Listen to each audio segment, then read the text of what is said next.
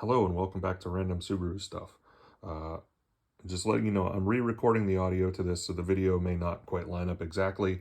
I had intended to sort of do this as a step-by-step thing, but that didn't exactly work out. So, what are we doing in the video? So I'm running the Banks iDash and DataMonster multi-gauge. We're running that in standalone mode with some of their add-on modules. Because we're running in standalone mode, that means we're not connected to the ECM, which in turn means we don't have any RPM signal. Now, why does that matter? Well, if you're looking at any data logs and stuff, good to be able to sync it up with RPM sensor. So I wanted to have an RPM signal and RPM on the multi-gauge. Now, how do you do that? Well, you got two options from Banks. So first off, you need to have, with one of the add-on modules, you have a choice to get a four sensor harness or a 5-signal harness. You want the 5-signal harness if you're going to be doing something with the frequency like RPM or a wheel speed sensor or something like that. So I have I have the 5-signal harness. So now you got to hook up a sensor. You got two options from Banks for that. One is they actually sell a Hall effect sensor, plus, it's wired up to plug into that harness. So that would be great if you could fabricate up a little bracket and put the sensor exactly where you wanted it on some kind of trigger wheel. Well, like any OEM car, it's packaged the way it's packaged, and it's not exactly easy because there's metal stuff all over the place that would be difficult to cut. Anyway, very difficult to kind of mount the sensor where you want it to, at least on this Subaru, but probably on most OEMs. All right, so what's your other option is they actually sell a pigtail, where maybe you could hook it up to another sensor, or in my case, what I'm going to do is I'm going to try to use this pigtail, and we're going to splice into the existing signal wire on an existing sensor. All right, so what's next?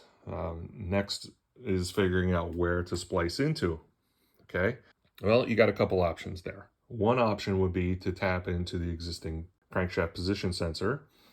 However, the problem with that on this Subaru is that is a reluctor style sensor.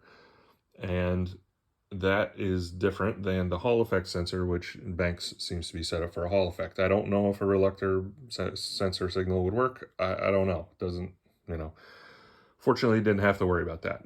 The second option you have is the camshaft position sensor, which on this Subaru is a Hall effect sensor.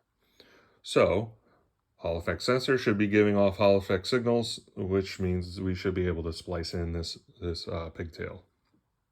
All right. I called Banks to figure out which wires need to be hooked up.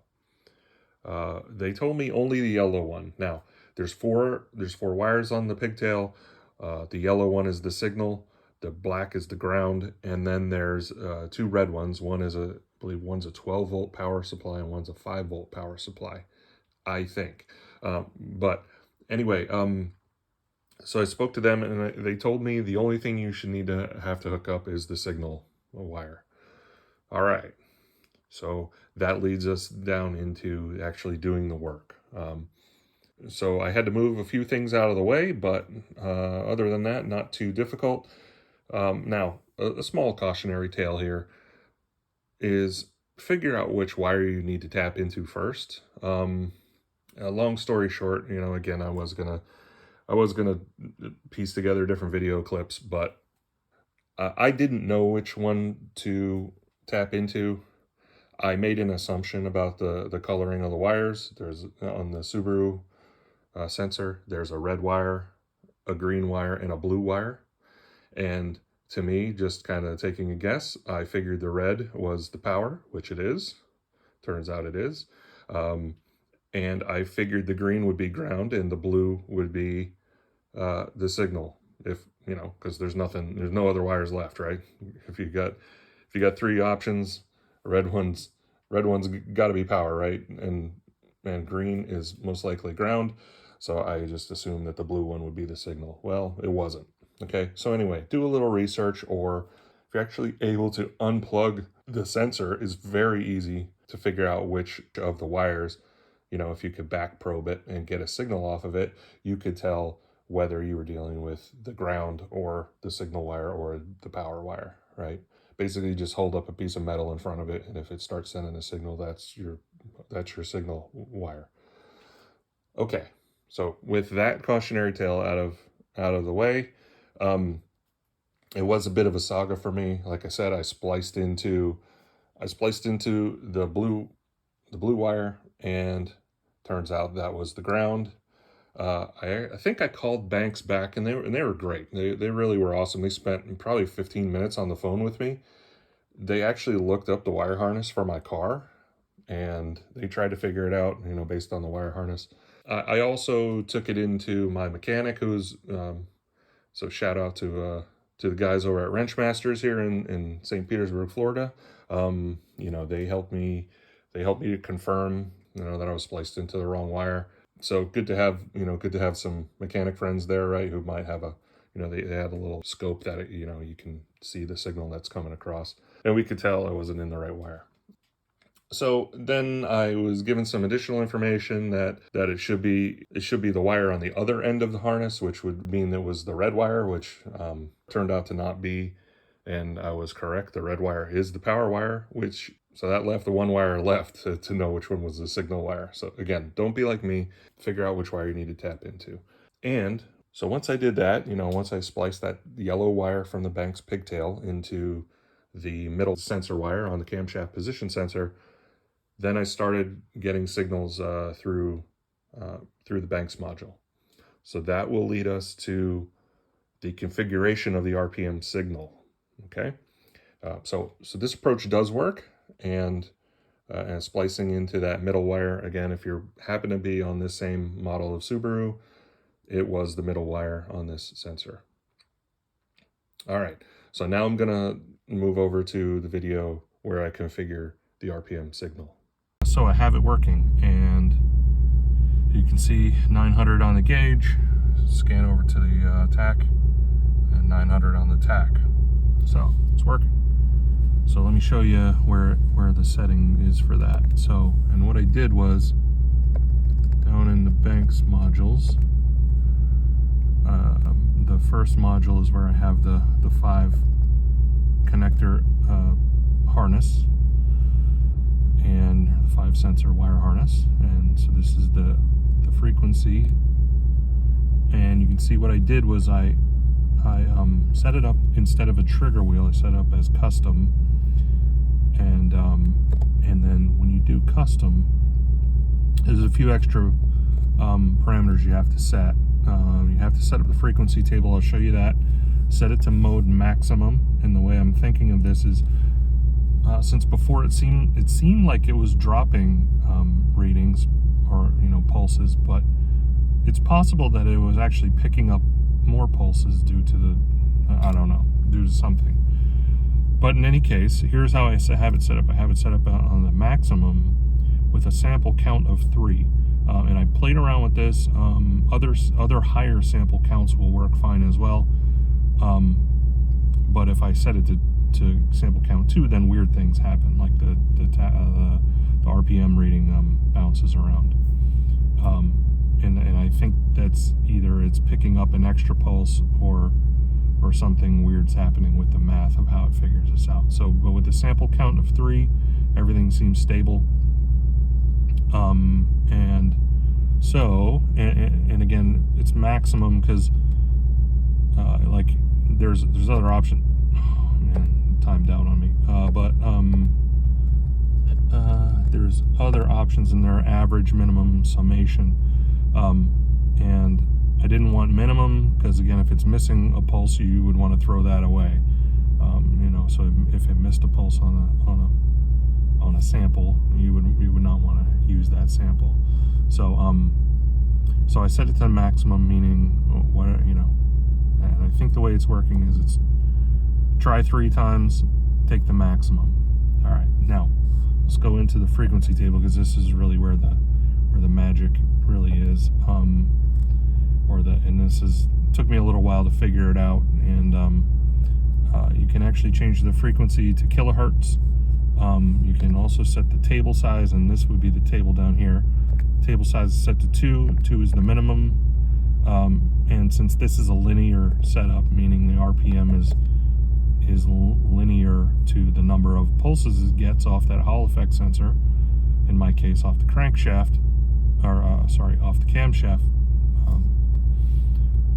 Since it's linear, you can see both of these numbers are you know, they're a factor of 60. Now, and again, you have option for kilohertz, but that would be for something that's spinning very fast, like a turbo.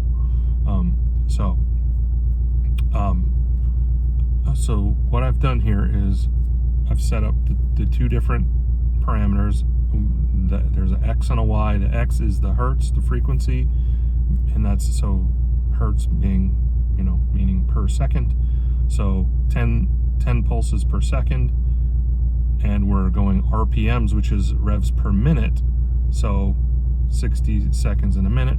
So if it's 10 pulses a second, 60 seconds in a minute, that gives you 600.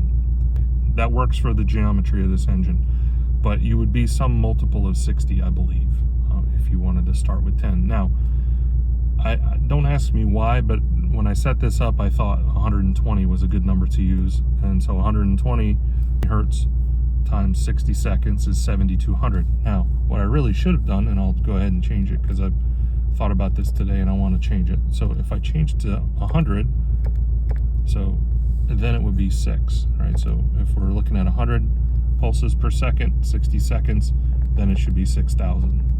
Okay, and we'll see if my math is correct. So again, you can see it's very linear. So if 10 hertz is 600, 100 hertz would be 6,000.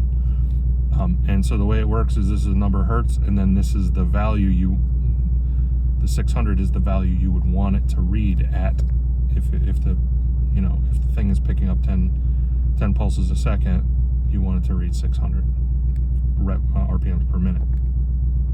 So, and again, so the X1, where you see the X1, that's the, you know, 1 being the first row.